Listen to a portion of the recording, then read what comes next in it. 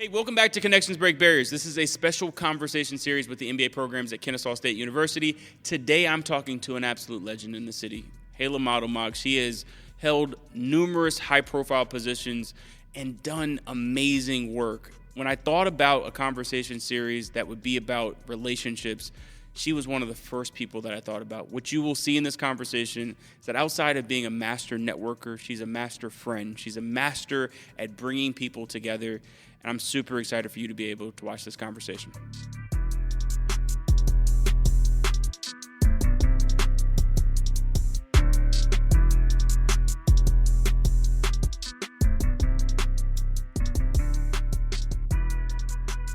First and foremost, I appreciate you taking the opportunity. It's so good to speak with you. How are you? I'm great, and I will tell you this, I'm very flattered to be asked. I love this topic, and, I adore you and what you've done at the Gathering Spot, so I'm flattered to be amongst this group. So this conversation series is all about relationships, and I appreciate you. When I was thinking about folks in town that I really admire, that have developed deep and meaningful relationships, that know how to bring stakeholders together, you were like at the very top of the list. So I have so many questions for you. Before we get to some of that, though, I want to make sure that we go over your background, right? We all come from somewhere, and I think it informs what we're doing in real time. So where's home? I grew up in a small town in Georgia. It's called Hartwell, and they have a lake there, so we were very lucky there. But I grew up in a small family, small community, and from the very beginning, my father was pretty into, get yourself off the couch and be doing something. And even to the effect that one story I remember about growing up is once I was riding in a car with him and I didn't wave to someone else in the other car, and he let me have it because he thought it was rude and who do you think you are and everything like that. So I had some pretty early lessons about treating others with respect and just being engaged and being friendly and being social because the world needs a lot. No, I didn't realize until I moved to D.C. years ago that Southern thing of talking to folks is a real thing. I remember getting on an elevator in D.C. and I was like, "Hi," and folks were looking at me like, "Three heads. Why are you talking to me?" Going back to home, though, so the relationships that were important at that time. I mean, who do you think about when you think about folks that were influential when you were growing up? Well, that's a great question because I do think about those people. Again, I had a very just strong family. My father was a lineman for the county, blue-collar worker. My mother was a secretary for the superintendent of schools. Older brother, younger sister, really just, living a beautiful, wonderful small-town life. But I will say this, my father is definitely one of the ones who influenced me the most because even though he was not some executive, even in that small town, we had executives, he did so much in the community. And he just was always engaged and always coming up with creative ways to do things. He was the chair of the board of a group that took care of adults with Down syndrome and that type of thing. One crazy quick story about him, my mother died when I was 17 and she was 42, and my father remarried, and his mother passed away. Wow. And he got a small inheritance from her, and without even telling his new wife, he gave all that money to build a place to house these adults with Down syndrome. Wow. And wow. so, she was a little flabbergasted. But that's kind of the kind of guy he was. Did a lot with our church, the youth, the Boy Scouts, took all the scouts to Philmont. So just always being engaged. And since he was so engaged, we were all engaged. And again, it's not hard to be to be really active in such a small town because people need help, and you're just kind of there in the process. What did you want to be at that time of your life? It's interesting. I had some contrasting things because I love literature, and I knew I wanted to major in English. I had a pretty good idea that wasn't going to lead me to the top of the business world, but that's what I really wanted to study. And I remember as a little kid, just kind of being, out in the woods or something and thinking, I just really want to be the president of something someday. Wouldn't that be cool? I didn't have a clue what that meant. I just thought it sounded cool. Yeah. And every time an airplane went overhead, I was like, I want to be on that airplane because I just wanted to see more. It's amazing. So I want to fast forward a little bit. Your first meaningful opportunity. I've been asking everyone this. It's been interesting, right? Some folks talk about their first job kind of in their career. I've had others that have talked about like their very first job, paper route at 11. When did you find the first opportunity in work that you felt like it was significant, that you were excited about it? I've got a very quick answer on that one, and I'll tell you it was when I became president of Church's Chicken. I was in my late 30s, and since we're talking about relationships, the man who was the CEO of AFC, which was stood for America's Favorite Chicken, because we owned Popeyes and Church's and a few other brands too, but those were the big ones. And I had met Frank Bellatti's his name. I had met Frank because I'd worked at Arby's as my first job out of graduate school. Wow. So I had met him there, knew him. He took Popeyes and Church's out of bankruptcy and formed AFC. And he called me up one day out of the blue to say, would you like to come and be the marketing person for Church's Chicken? And I was like, wow, I don't know. I've never led a whole marketing team, and I don't know that much about the brand. But he goes, look, you're going to love this brand. He said, it's got your name all over, whatever. So I went there, and a couple years in, the person who was the president of Church's left, and Frank asked me if I wanted to interview for the job. And so that really opened up so many avenues for me, and it was a relationship that had started long ago, but must have been at least 10 years before, and he just had the faith in me. And I will tell you, one of the main reasons that he had faith that I could do that job is that during those 2 years of being the lead marketing person, I got close to the franchisees. They needed respect. They had felt a little disenfranchised in the regime before. I genuinely liked them as people, and they trusted me. And it was all about those relationships, because he knew, because I was the first woman to be the head of an international fast food chain. I was also, back in the day, the first marketing person, because back then it was always finance or operations. So really that marketing part was a little bit of the bigger surprise than the woman thing, but he knew that they would trust me, and they did, and he knew the guys in the field would trust me, and they were mostly guys in the field. Yeah. In addition to the skill set, right, and that you had to be doing a great job at your job, but what characteristics, what values do you think Frank saw in you? What were you trying to make sure that folks understood about your leadership style, how you showed up? You know what? I'm going to be honest. I wasn't thinking about it at all. I was just being who I was and doing what I do. I, always made the numbers. I always worked the hardest because that's what you do. It's kind of the way I was raised. And so, and then also the relationship part came naturally to me as well. I mean, I think work is so social, and I know that's why I'm still working. I know that's why I love it. And it just wasn't hard to get those relationships because I truly cared about the people. So I didn't envision it, but Frank saw things in me that I hadn't even thought about for myself. And one was when I was kind of interviewing with him, because there were some other competitors, all men, all in operations. And I never mentioned strategy. And he goes, well, don't you want to tell me how good you are at strategic planning? And I went, yes, that's a great idea. So then I talked about that. And, again, the other thing is I understood the P&L, and way back in the day with fast food, sometimes you would have these silly marketing people who didn't understand how the money flowed to the bottom. And if you want to get on the wrong side of a franchisee or a guy out in the field trying to make his numbers, you put out something silly in marketing that doesn't flow. And I didn't do it, so it was really, it was pretty straightforward, just pretty easy, the whole thing. Yeah. And if I remember correctly, your involvement outside of work was also really important to you at this time. what were you doing outside of work, and like why Well, why were you doing so much of it? well, here was the thing. So when I became the president of churches, I had two kids, fourth grader and second grader, fabulous husband. Let's just start right there. And incredible in-laws who we lived in Buckhead and they lived in Dunwoody. So they took care of the kids. So that set me up to really be able to do the work.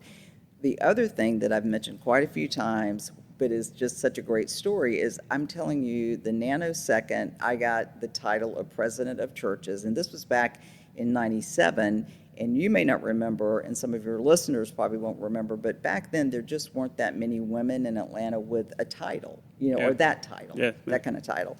And so when that happened, Ann Kramer and Jane Smith called me. You've heard this story before because I tell it every time. They called me. They said, we must have lunch.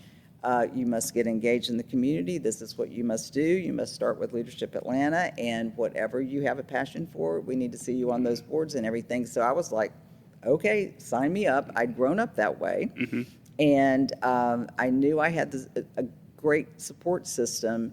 And I'll tell you, the good thing about working at Church's Chicken with small kids is I did, of course I was away from them more than I wanted to be. But when you're running either a chicken chain or a roast beef chain, and you got little kids, and let's say I can't show up at a mommy party or whatever, I just send a tray of chicken tenders, and then it's done. And so then I'm the hero, they're the hero, and everybody is happy. Yep. No, I remember those Church's Chicken days. Churches after church was a real thing. Fast forward a little bit, you've had a number of really high-profile roles. Where I had an opportunity to meet you for the first time was leading the Metro Atlanta Chamber. Right. Relationships are at the core of that organization. So take us behind the scenes of that process. Why was that opportunity the right one at that time? Well, it's interesting, and I think in this case, relationships had everything to do with it, because I was not, in my mind, a usual suspect for that job. I mean, you've heard me probably say this before too. I didn't play golf, I didn't shoot birds. There were just so many things I didn't do. But I had met people in town through my community activities that I'd gotten to be personal friends with, and again, especially the women, I'd say. And people like Carol Tomei, Donna Highland, Larry Gellerstadt, I think Doug Hertz, the people on the interview panel. I think there were about 8 or 12. Paul Bowers, who was at Georgia Power at the time, were on the interview panel for that job. And if I had not had those relationships, I wouldn't even have been thought of. And then the other thing about it is there had been some relationships that needed to be repaired, especially across all 29 metro counties, because of course Metro Atlanta Chamber is the big kahuna, and they do a great job. But if you're really going to do your job, you've got to be connected with those 29 counties and the state of Georgia. So there were some relationships that needed to be repaired, and I said to them during the interview, after they kind of explained what needed to happen, I said, well, if you guys are serious that you don't care who gets the credit, that Metro Atlanta Chamber doesn't get the credit, then I can get this done behind the scenes. And that's just what we did. We changed a lot of things. We got a lot of relationships going, and it was just a blast. I mean, it was so much fun. Take us, from a process standpoint, though, that job, and really all of the ones we've talking about, requires so much. There's so many stakeholders. You're at events all the time. You're meeting people all the time, trying to keep up with little bits of information about this person just moved from this opportunity to another one. This company's coming into town. You've got to relearn. So, from a process standpoint, how have you kept all of that information organized in a way where it's useful to you? Well, I will tell you, the first thing you do is start with a great team. And the team that I inherited at the Metro Atlanta Chamber was really good at this. They had people there very focused on it.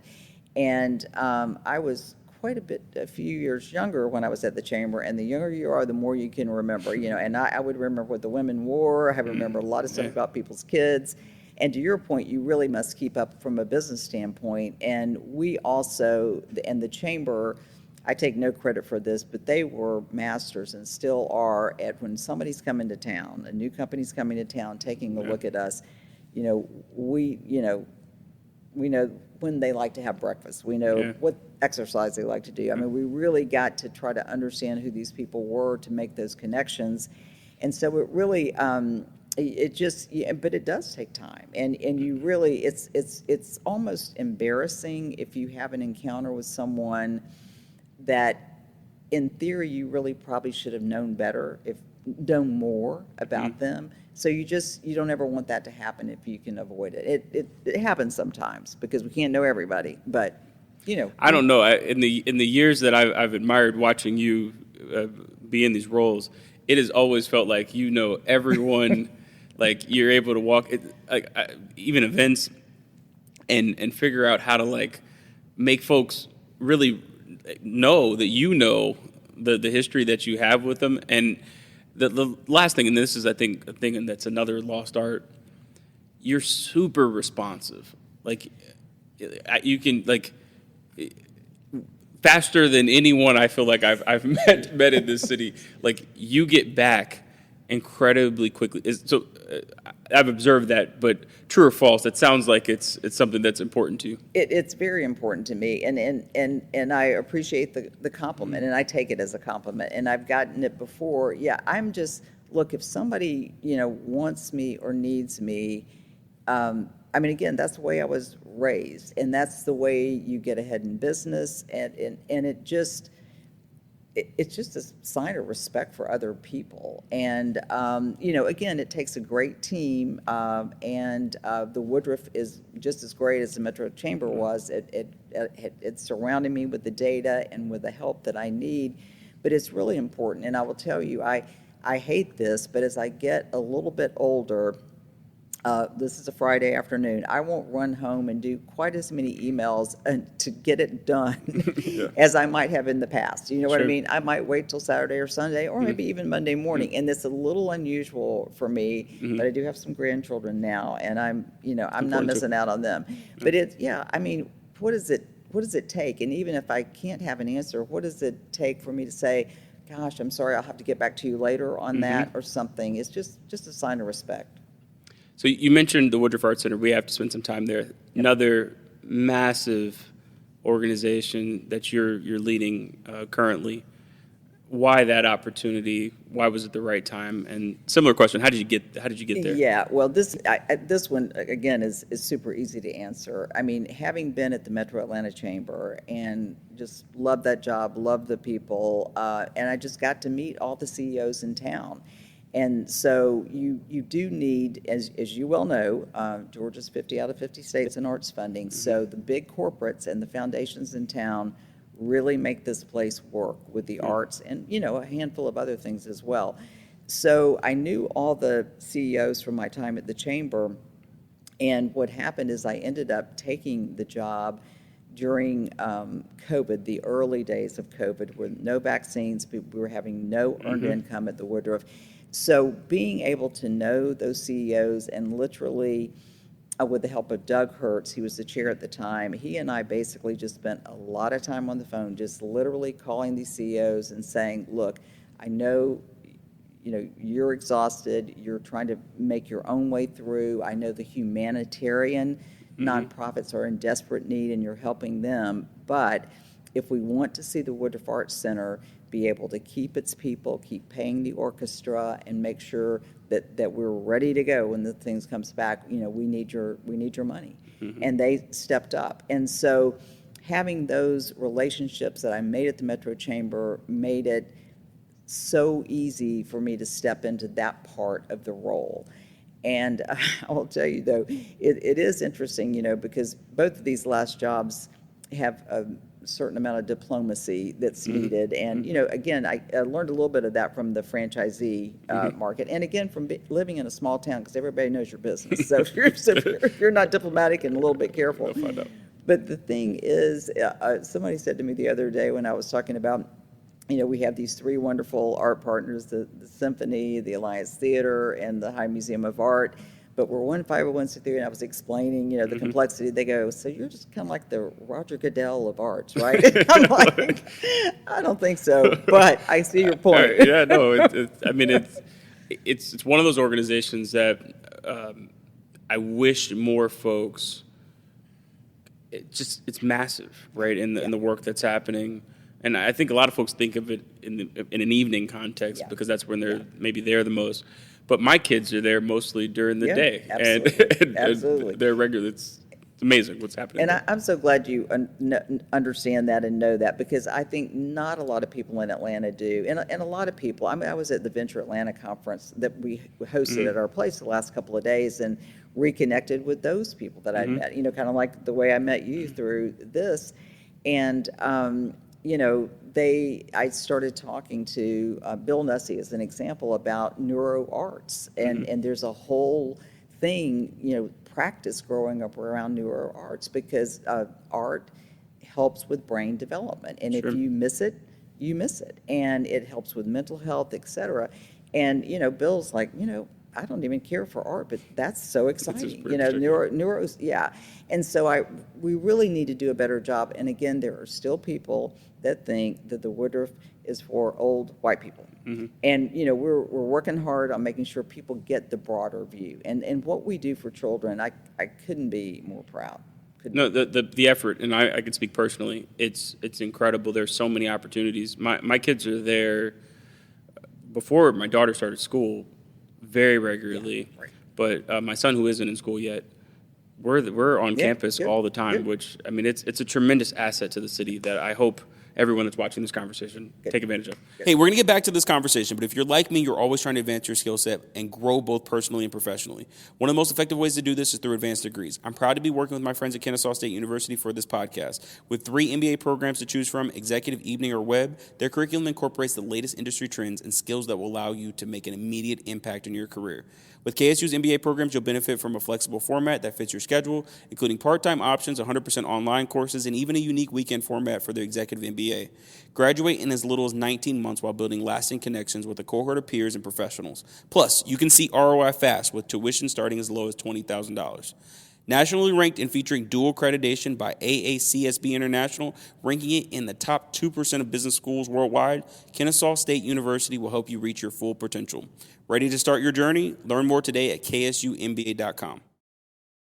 We've mentioned the CEOs in town a couple of times, and you probably more than most people in a career have interacted with more CEOs than is traditional.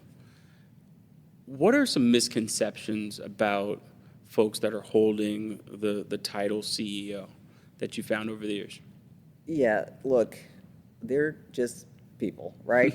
And they are nice. They are smart. They care about their employees. They care about Atlanta. They care about, more than you might know. And maybe we're just really lucky here in Atlanta, but I can't think of a single CEO that I've interacted with who has any sense of superiority about themselves. It's just not who we are. And the other thing that always gets said about Atlanta, and I certainly saw this during my time at the Metro Chamber, is that our CEOs like and respect each other, and even the competitors like and respect. If we were trying to, when we tried to get, Mercedes-Benz to move here, I mean, they were stunned at our dinner where all the CEOs were there together. They couldn't believe it. Yeah. And we're like, well, this is what we do. It's Atlanta, and I just am always impressed with just what good people they are. I mean, and I'm not blowing smoke. I mean, that's just the way I feel about the ones that I've had the pleasure to get to know.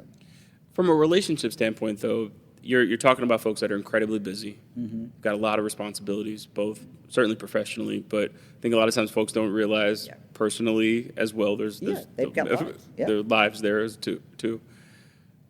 How have you been intentional about building relationships with folks that have a high pressure job and all we just talked about, but still make time to engage with you? Like what strategies do you use to make sure that you're making the most of the time that you have?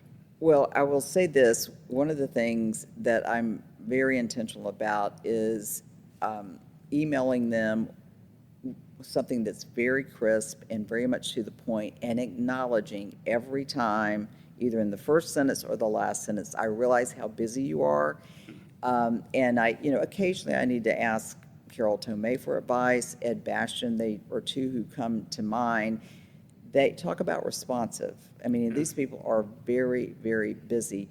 And once in the day that I had emailed Carol in the morning, I found out what I needed to know by that afternoon. So I sent her an email that just said, ignore my previous email, because that's how busy. She had no business trying to read it. That's how busy she is.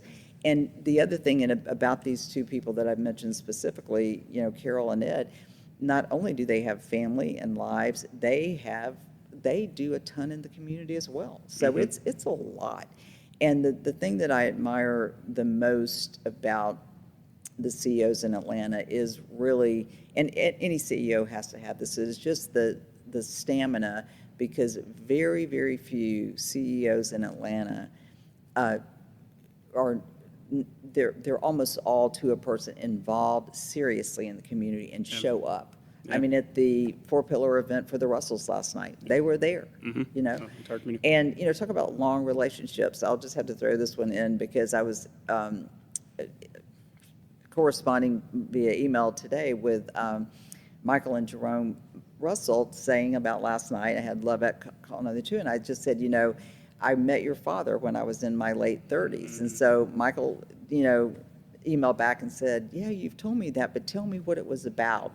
And so it was just so special that, again, talk about long relationships and, trying to build trust and everything. I mean, Herman Russell invites you down to his office. You just go, and we had 2 topics, and it was great. And I told them I felt like I kind of made it when he called me down there. It was kind of cool. Absolute giant in the city. I'm calling this the phone call test, right? It's this idea that when your phone rings, you look at the name that shows up, and there's a feeling that you have. You're either excited to pick up the phone, or sometimes you roll your eyes and you absolutely are just furious that this person is calling. What do you hope that folks how do you hope that folks react when your name shows up on their phone? Well, of course, I hope that they are not annoyed or frightened that they're going to get a big ask, because that's no fun for anybody. So, I hope.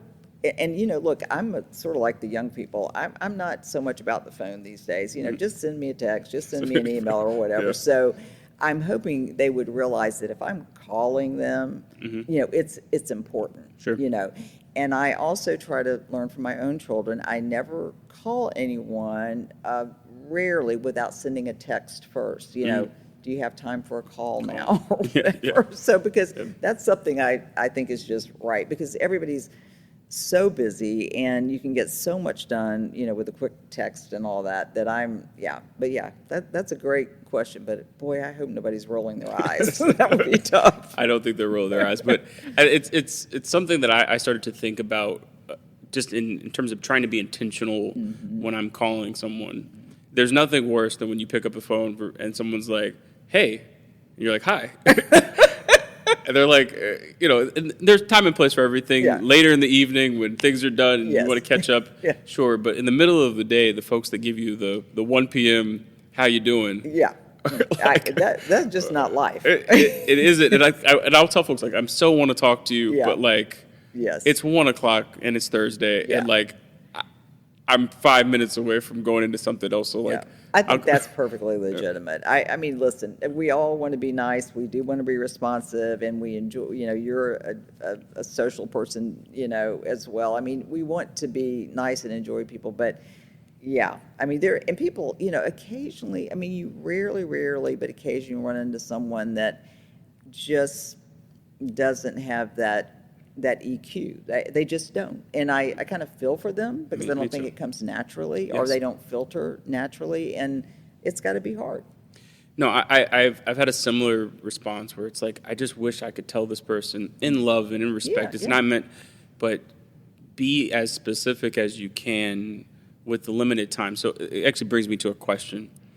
For folks that are going to watch this conversation that are working at an organization right now, and the CEOs that we've been talking about, that's not their direct report, but there are managers, vice presidents, and senior vice presidents that are in the office. What advice do you have for how they can get on the radar of those people? What should they be doing at work every single day? Yeah, that's just such a great question because, and especially depending on the size of the organization, and you don't ever want to be that person who kind of shows up too much because like they're asking for something. But for me, I really get excited when I see anyone at any level just super engaged in what they're doing, just really caring about it.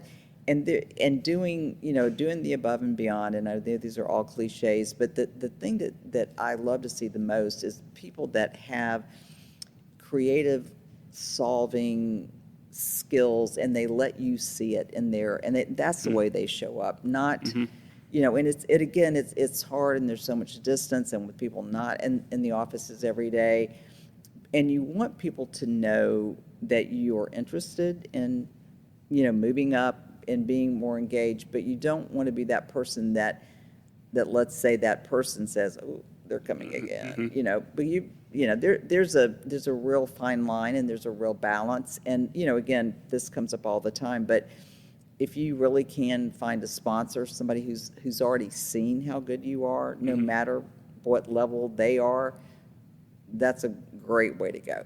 What are the characteristics of people that you're willing to sponsor when you know that you're there? Yeah, they have to be be responsive. They have to, again, have shown me that it is that true engagement and that creative problem solving, and just, they'd do it if they weren't getting paid. And I don't mean not about having the whole job, but they just can't wait to tackle an issue, can't wait to add something else to whatever's going on. And then people, again, to the point of this conversation about relationships, and I tell people this all the time, I'm like, get out of your chair, get out of your office, go to that lunch, go to that community activity, go do this, go attend XYZ, because it will matter.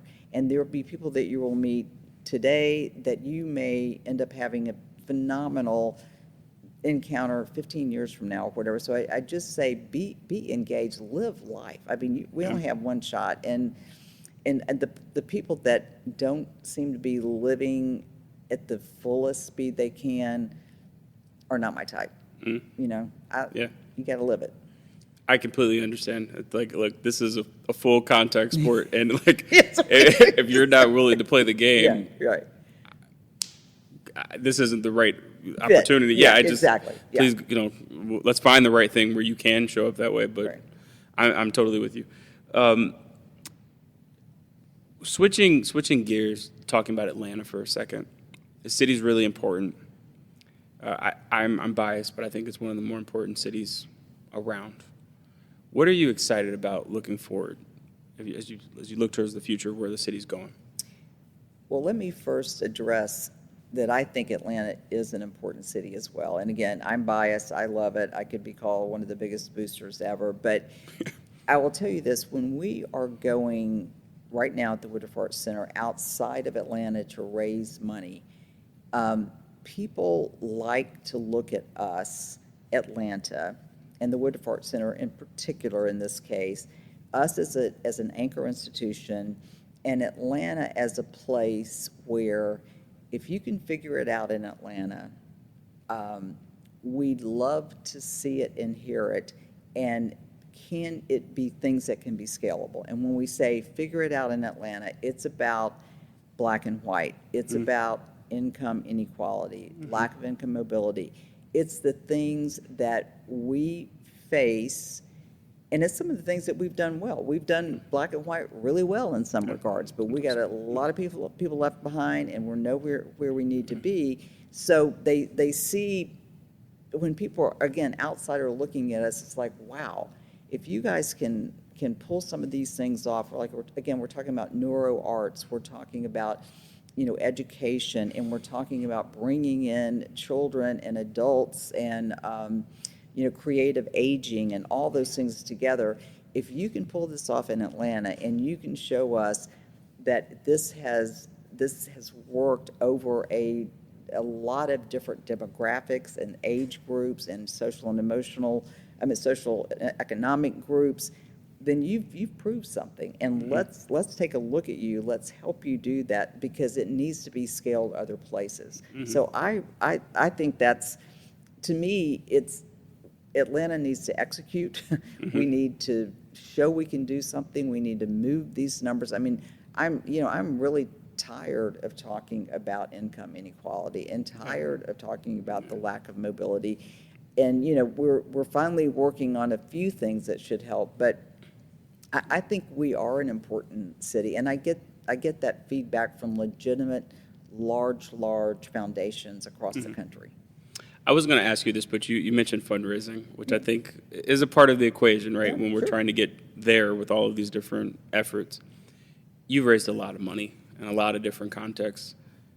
I imagine relationships are foundational to making that happen. That's right. So what do you wish people knew? Because folks see the headlines, they'll see what's already in the capital campaign and what you're about to go raise. What aren't they seeing that goes into the success that you've had in raising money? Well, are we talking about the Woodruff Arts Center specifically? I mean, that we can focus on that effort. I kind of like to, because I think in that case, it goes back to that even some native Atlantans or even some people who are well versed in Atlanta, they know we have these, again, exquisite, art forms there. They're at the top of their game, but they don't know about the educational piece for the children, about what the work that we've done that increases literacy. And, let's just be real. I mean, we all know if children can't read, they're never going to be full citizens. And then we also have so much work around this 0 to 5 age, just like your kids spending time there. There are children who aren't spending time there unless the school bus brings them maybe once or twice a year. We need more of that. And so what I want people to know is that, we're selling art, but we're selling the outcomes from art, and we're selling the outcomes that we think that this market and, frankly, the human race is desperate for. I mean, that's what I would want them to know. And sure, it helps a whole lot to have a relationship and go and be able to talk to somebody I know, but it also, because I believe so strongly in what I'm selling, even a new person, people get into this. I mean, when you say art and brain development, people get excited because we're looking for other ways to improve our lives. I think what's amazing about the work that you do too, and when I talk to other folks about the efforts that you're a part of, they will always describe you as their friend, right? Oh, nice. It's never, yes, we've worked together, or like sure, we've seen each other in that effort. It's always like, that's my friend over there. Yeah. So from a friendship perspective, like, it feels like when you're in these events, it feels like you feel the same way, that these are people that you really do care about. Basic foundational question here again, but what are you doing to move what could be a sterile, very just like black and white, I'm here to talk about the issue, into friendship? Like, how do you do that well? Again, I don't think it's necessarily intentional, but it's who I am. I mean, I will say this: if I ever, in a few times I've been in this situation where it just felt like and almost had to be transactional, and occasionally I run into someone, occasionally, it doesn't happen often, that I can't get to smile back or react back, because and I'm very casual and colloquial. And again, that's just who I am. It would take way too much energy to pretend something else or whatever. So that, I think, is a little bit disarming sometimes for people who aren't that way. I think and then for people who are just like, wow, breath of fresh air. Let's just chat. Let's talk. Let's just chat. And I'll tell you, Raphael Bostic, the first time I met him. He and I we just hit it off. We had such a blast, and I met his mother the same day. And of course, you can imagine his mother's very proud, and she was adorable.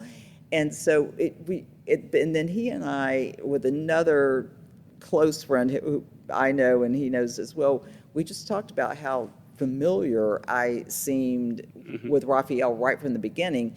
And that term could be used in a negative way, I guess, too. But it was really kind of the way about it. It's just like, these are just human beings. And if someone's interesting to me, and frankly, almost everybody's interesting to me, And again, those people who are playing the full contact sport, that's who's most interesting to me.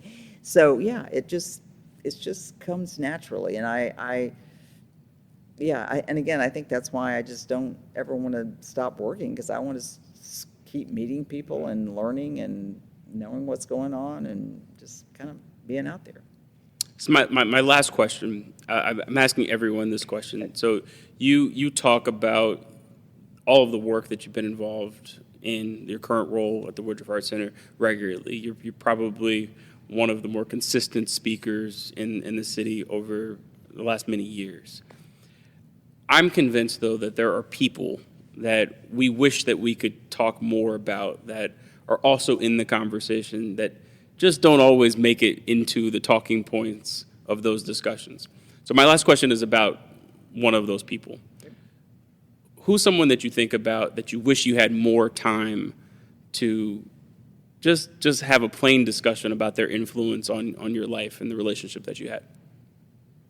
Wow. That's a great question.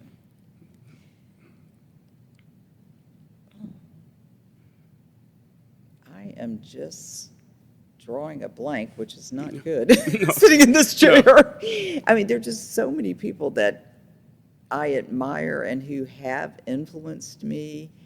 I'm gonna say Virginia Hefner, but the only reason that's a little bit disingenuous is because Virginia and I just do have a straight-on talk all the time. You know what I mean? We really, but I admire her so much, and I always admire people who do things that I either can't or haven't done. And for her to retire and devote her whole everything to nonprofit work, the West Side, et cetera, I'm like, dang it, I really admire that. When am I going to wake up one day and say, yeah, I'm just going to go do that. So, and yeah. I appreciate that. It's oftentimes hard to find the moment, right? There's all these other conversations that folks don't see, but when you're talking to me, you're talking to my wife, right? And you're talking to various members of the gathering spot that poured into me. You're talking to my team, right? That's been along the journey. And I regret so many times when I'll finish a discussion all about TGS, but there's always a moment where I'm like, if you only really knew that there's an army. I've said for a long time, this is not a me thing, it's a we thing. And the we is a really, really important part of my journey, and I think everybody's journey. There's a tribe there. Yeah.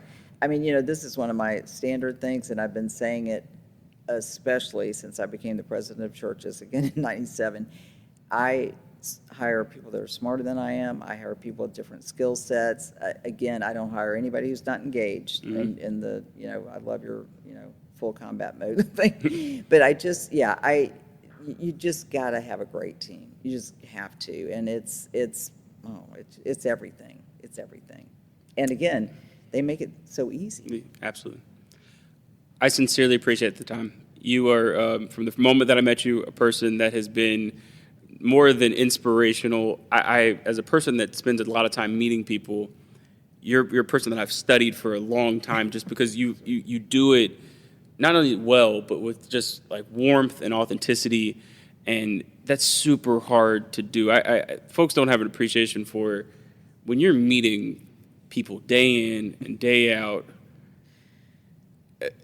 It takes energy. It takes energy, and it's difficult, especially over years, right? Yeah.